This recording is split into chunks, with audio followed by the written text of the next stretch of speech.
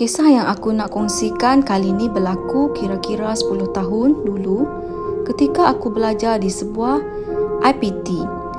Ini kali pertama aku jejakkan kaki ke hostel setelah sekian lama tinggal dengan mak ayah sampai habis SPM.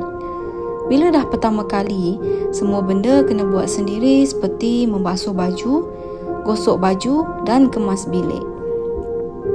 Biasanya kat rumah mak buatkan. Blok asrama yang aku duduk ketika tu berbentuk segi empat. Ada wing utara, wing barat, wing timur dan wing selatan. Bilik aku berada di tingkat 2 wing timur. Bilik nombor 6. Aku suka bilik tu sebab bila bangun pagi buka tingkap, nampak gunung berkabus tak jauh kat sana.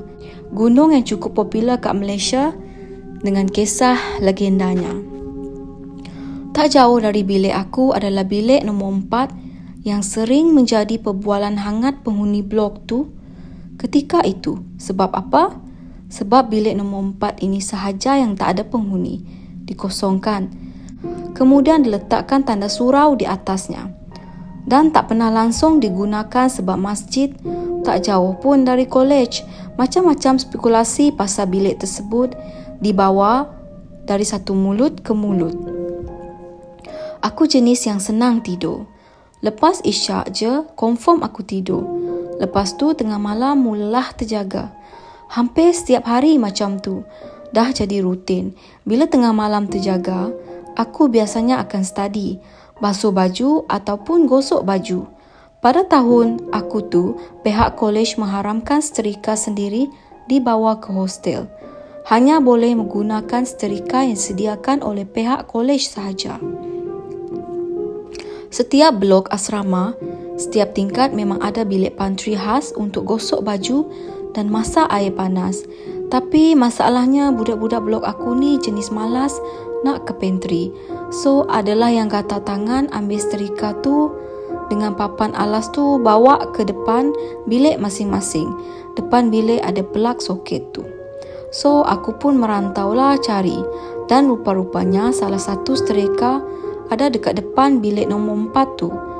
Malas aku nak cari yang lain. Aku guna je seterika tu. Tengah aku gosok baju ke meja aku, tiba-tiba aku dengar pintu bilik nombor 4 tu kena ketuk dari dalam. Kuat dan jelas. Mencarut kuat aku ketika tu. Tapi aku ni jenis separuh berani. Separuh lagi kalau ada benda muncul, memang aku pecut teruslah. Aku fikir gosok baju tu lebih penting, jadi aku teruskanlah menggosok. Bam bam. Sekali lagi pintu tu kena ketuk dari dalam. Masa ni aku dah mula cuak. Jantung memang laju gila. Dub-dab, dub-dab. Aku pandang dekat bawah pintu. Aku nampak ada cahaya lampu. Masa tu aku terfikir, maybe ada orang kot. Entah macam mana boleh pula aku duduk melutut nak telek apa yang ada dari bawah pintu tu. Mengucap panjang aku bila aku nampak ada pasang mata tengah pandang aku juga. Selepas tu juga ada darah mercik keluar dari pintu bilik. Mengalir keluar banyak. Aku dah tak boleh tunggu lagi. Aku capai semua baju aku yang tak siap gosok lagi. Seterika pun aku tak tutup suis. Terus aku berlari masuk ke bilik. Humban baju aku atas kerusi. Aku lompat naik atas katil, berselubung bawah selimut. Esoknya aku demam. Nak bangun pergi klinik ambil MC pun aku tak larat. Aku ceritakan apa yang berlaku dekat budak bilik aku je. Seminggu berlalu, aku terus jadi budak popular dekat blok. Cepat betul cerita tersebar. Kemudian mulalah keluar pelbagai cerita dan pengalaman dari budak blok tu yang dengar macam-macam bunyi. Dari bilik nombor 4, setiap tingkat yang berbeza. Kalau pandang ke arah blok dari luar pada waktu malam, memang boleh nampak bilik nombor 4 di tingkat 1, 2, 3 dan 4. Tidak berlampu. Dalam satu baris dari atas ke bawah. Tapi entah kenapa pada suatu malam tu, semua bilik tu berlampu. Aku baru balik dari bilik kawan aku di blok sebelah masa tu. Bila aku pandang ke arah blok, aku assume bilik tu diguna pakai. Tapi bila aku lalu depan bilik tu, nak ke bilik aku tengok kat bawah pintu, tak ada cahaya lampu pun. Gelap je. Baru je aku nak menapak masuk ke dalam bilik, satu jeritan yang sungguh nyaring macam perempuan menjerit tu. Kedengaran dari dalam bilik nombor 4 tu. Sambil tu, pintu bilik tersebut diketuk-ketuk dari dalam. Aku ingatkan aku je yang dengar. Ramai penghuni bilik lain keluar tengok apa yang terjadi. Termasuklah budak bilik aku. Masing-masing pandang ke arah bilik nombor 4 tu. Budak bilik nombor 3 awal-awal lagi berlari keluar menjauhi bilik tersebut sebab mereka antara yang paling dekat. Yang lebih memeranjatkan, bilik nombor 4 di tingkat 1, 3 dan 4 pun berlaku benda yang sama. Ada jeritan dari dalam dan pintu diketuk-ketuk dengan kuat. Tak lama selepas tu, warden asrama datang bersama seorang ustaz dan beberapa anak buah dia. Warden minta kami semua berkumpul di dataran bawah di tengah-tengah blok. Masa ni kami dapat dengar macam-macam bunyi.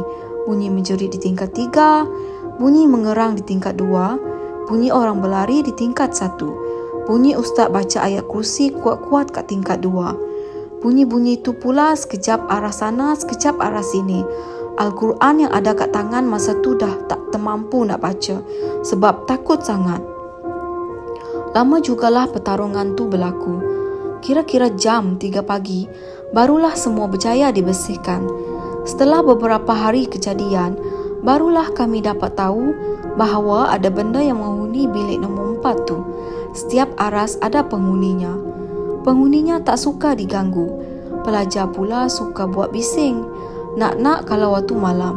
Ada satu perjanjian dah dibuat antara tuan tanah kolej tersebut dengan benda asal tempat tu. Sebab tu bilik tu dikosongkan. Ada student yang main Spirit of the Coin dalam bilik nombor 4 di tingkat 4. Sebab tu benda tu mengamuk.